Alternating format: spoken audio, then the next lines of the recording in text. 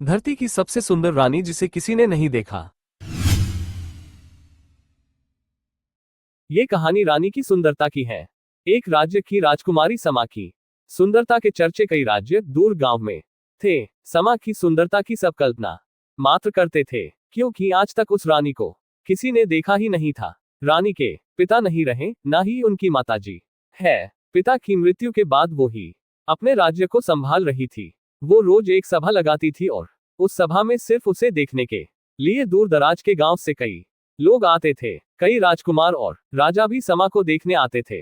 रानी की सभा रोज एक खुले मैदान में लगती थी। राजा और राजकुमार ना सिर्फ उसे देखने आते थे, बल्कि उसके लिए कई राजा में युद्ध भी हो गया। भरी सभा में रानी एक बड़े पर्दे के पीछे बैठी रहती थी। कभी कभी जब सभा को संबोधित करने के लिए बोलती थी, तब उसकी आवाज पर ही ना जाने कितने श्रोता मोहित हो जाते। रानी बहुत चतुर थी, अपने राज्य पर आक्रमण ना हो जाए और कोई उसे पाने के लिए सभा में ही उसे उठा ना ले जाए। इसलिए रानी ने पहली ही सभा में ये घोषणा करवा दी थी कि वो अपने शयन कक्ष में ही बिना पर्दे के रहती है। उसके शयन कक्ष में अगर कोई अकेला आकर रानी को देख लेगा तो वो रानी उसी से विवाह कर लेंगी। अगर ऐसा ना करके वो सेना लेकर हमें जितने आया तो समझा जाएगा कि वो काया है। रानी की चतुराई के कारण कोई भी उसके राज्य पर हमला नहीं करता था। रानी का शयन कक्ष किसी मधुमक्खी के छत्ते से कम नहीं था। कोई भी रानी तक अभी तक पहुंच ही नहीं पाया था। हर रात कई राजकुमार और साधारण व्यक्ति कोशिश किया करते थे, लेकिन अगले दिन उनकी देह में प्राण नहीं बचते थे। कोई भी रानी के शयन कक्ष तक जाने वाले चक्रूर को भेद नहीं पाया था। और महल में रानी का कक्ष कहाँ है, किसी को आज तक पता भी नहीं चला था। रानी के सैकड़ों पहरेदारों की नजर से कोई भी नहीं बच पाया था। बस रानी की सुंदरता सबकी कल्पना में ही थी। रानी के लिए ना जाने कितनों ने अपने प्राण गंवा दिए, लेकिन कोई भी रानी की सुंदरता को देख नहीं पाया। उसी राज्य में एक युवक था जिसका नाम था सरस। युवक बड़ा ही साधारण था, लेकिन बुद्धिमान था। उसे इस तरह एक स्त्री के लिए लोगों का मरना बड़ा दुखी करता था। वो कई को समझाता भी था कि दिन रात एक अनदेखी रानी की इतनी चर्चा करना बेकार है, लेकिन शायद ही वो किसी को समझा पाया हो। एक सुबह उसके गांव का एक नवयुवक रानी को देखने की चेष्टा में अपने प्राण गंवा बैठा। वो युवक सरस का मित्र भी था। उस दिन वो रोया भी और मन में बस एक ही विचार कर रहा था कि इसका अंत कब और कैसे होगा। फिर उस युवक ने पूरी रात्रि विचार किया। सुबह वो रानी की सभा के बाद पहरेदार के प्रमुख से मिला और कहा कि वो भी रानी की सेवा में सेना में शामिल होना चाहता है। उस प्रमुख ने उससे कहा कि ये तुम्हारे बस का काम नहीं है। तुम्हें देख ही मैं जान गया कि तुम युद्ध के लिए नहीं बने हो।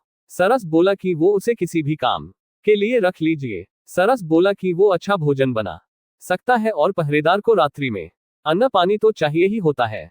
वो जी जान से सेवा करेगा। इस तरह की बातें करके वो सेना के लिए भोजन पानी का प्रबंध करने वाले समूह में आ गया। करीब 6 माह तक वो मन लगा कर सेवा करता रहा। इस दौरान रानी को देखने की चाह लिए युवक भी आते रहे और अपने प्राण गंवाते रहे।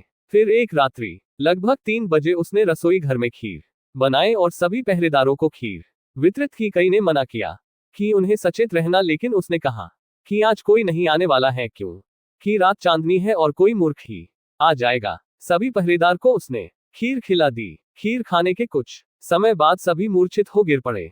सरस ने खीर में बेहोशी की दवा मिला दी थी। सरस अब रानी का कक्ष ढूंढने लगा। 7 माह से वो यहाँ है, लेकिन इतना सख्त पहरा और पाबंदी है कि उसे भी पता नहीं है कि रानी किस कक्ष में सोती है। कुछ समय बीत जाने के बाद सरस को अब चिंता होने लगी, क्योंकि नशे की दवा का असर कभी भी समाप्त हो सकता था। फिर उसे एक चौक में नीचे तलघर में जाने का रास्ता दिखाई दिया। वो जैसे ही उस रास्ते पर गया, वहां कक्ष के बाहर ही 2 पहरेदार और थे, जिसका उसे पता ही नहीं था। वो छुप गया और विचार करने लगा। फिर उसने दीवार पर अपना सर दे मारा और उन पहरेदार की तरफ लड़खड़ता हुआ गया। उसके सर से खून निकलता देख पहरेदार को लगा कि इस बार उन्हें भी शायद जगह छोड़ ऊपर जाकर लड़ना होगा। इसलिए दोनों अपना द्वार छोड़ लड़ने के लिए ऊपर भागे। उनके जाते ही सरस खड़ा हुआ द्वार सामने था और रानी भीतर कक्ष में थी। एक बार के लिए तो उसकी धड़कनें भी तेज हो गई। जिसे किसी ने नहीं देखा है, उसे वो आज देखने जा रहा है। उसने द्वार खोलने के लिए द्वार पर हाथ लगाया और धक्का मारा, लेकिन वो द्वार नहीं खुला। द्वार पर नीचे एक बड़ा ताला उसे दिखाई ही नहीं दिया। उसने सोचा कि अब उसकी जान गई, क्योंकि कुछ समय में पहरेदार होश में आए जाएंगे और वो पकड़ा जाएगा। उसने कैसे सोच लिया कि जिस रानी के लिए इतने पहरेदार लगे उसके द्वार पर कोई ताला नहीं होगा।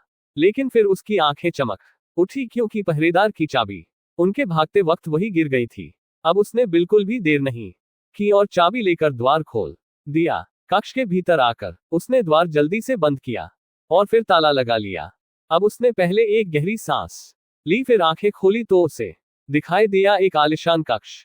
सुगंधित पुष्प भांति वो कक्ष सुगंध दे रहा था, लेकिन कक्ष में प्रकाश कम था। वो रानी के बिस्तर के पास गया। उसके कदमों की सरसराहट से रानी की नींद खुल गई और वो घबराकर उठकर बैठ गई। रानी के कक्ष में पहली बार कोई आया था। रानी ने पहले अपने चेहरे पर पर्दा किया, फिर लड़खड़ाते शब्दों से पूछा, कौन है? सरस बोला, अभी तक तो साधारण हूँ, लेकिन आपका मुख देखने के बाद हो सकता है कि साधारण ना रहूं। रानी घबरा कर खड़ी हो गई। सरस बोला कि अब ये पर्दा क्यों? अब तो मैं इस शयन कक्ष तक आ गया, अब तो मुझे वो चेहरा दिखा दीजिए जिसने ना जाने कितनों की जान ले ली। अब तो प्रकाश में आ जाइए।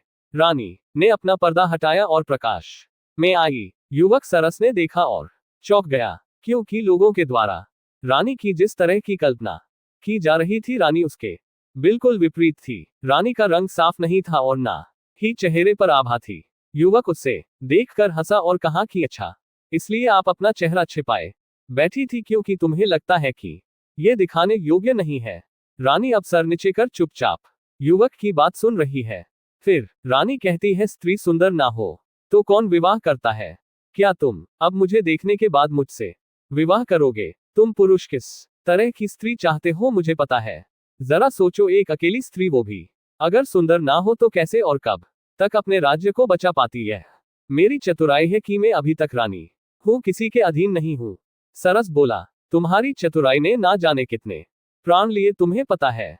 रानी बोली, प्राण मैंने नहीं, उनकी सुंदर स्त्री की चाह ने लिए। तुम बताओ, अगर तुम पहले ही जानते कि मैं सुंदर नहीं हूं तो क्या अपने प्राण की बाजी लगा कर यहां तक आते? तुम मुझसे विवाह करो, अपनी पत्नी की सुंदरता का भ्रम इसी तरह लोगों में बनाए रखो। तुम्हारा भी मान बढ़ेगा कि जिसे कोई नहीं पा सका उसे तुमने पा लिया।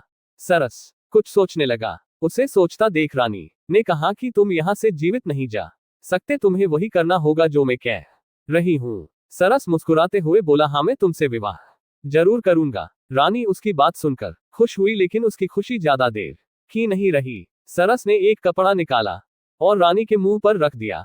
रानी बेहोश हो गई। सरस रानी को उठा कर महल के गुप्त द्वार से होता हुआ पास ही की अपने घर ले गया और वहां ले जाकर उसे बांध दिया। सरस जल्दी से फिर अपने घर से राजमहल में आया। कुछ पहरेदारों को होश आ गया था, वो भी उनसे बचता हुआ लड़खड़ता हुआ उनके पास गया। उसने ऐसा दिखाया कि यह एक बहुत बड़ी योजना थी। खीर में किसी ने कुछ मिला दिया था जिससे हम सभी बेसुध होकर गिर पड़े। राजमहल के मंत्री गण रानी के कक्ष में पहुंचे। रानी वहां नहीं थी। रानी को कोई ले गया था। उन्होंने सुबह राज्य में घोषणा करवा दी कि रानी को जो भी ले गया है हम उसे अपना राजा मानते हैं। रानी को लेकर वापस महल में आ जाए। सरस अब राजमहल से जब अपने घर वापस गया तो उसने रानी को खोला और उसे भोजन दिया। रानी ने कहा कि तुम अब जीवित नहीं रहोगे, तुमने मुझे यहाँ बंधक बनाया है। सरस ने कहा कि अब तुम मेरी पत्नी हो, तुम ही यही रहना होगा मेरे साथ, तुम्हारा यही प्रायश्चित है। रानी बोली कि वो अभी यहाँ से जा रही।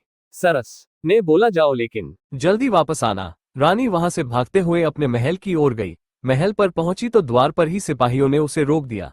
रानी बोली, मैं रानी हूँ इस महल की, तुम्हारी महारानी। सिपाही उसे देख हंसने लगे, बोले, जा यहाँ से अपनी शक्ल देख। उन्होंने द्वार पर से उसे हटा दिया। रानी को समझ आ गया था कि सरस ने चतुराई से उसके साथ ये खेल खेला है। रानी को किसी ने नहीं देखा है, इसलिए अब वो कुछ भी करे उसे कोई पहचानेगा नहीं। वो वापस सरस के पास लौट आई। सरस ने उसे कहा, आए गई, चलो अब कुछ खा लो। रानी वहीं रहने लगी और दिनचर्या के काम करने लगी। महल में अभी तक किसी को नहीं पता रानी कहाँ गई। मंत्री ने राज्य अपने हाथ में ले लिया। ये कहानी कैसा लगा कमेंट कर अवश्य बताएं।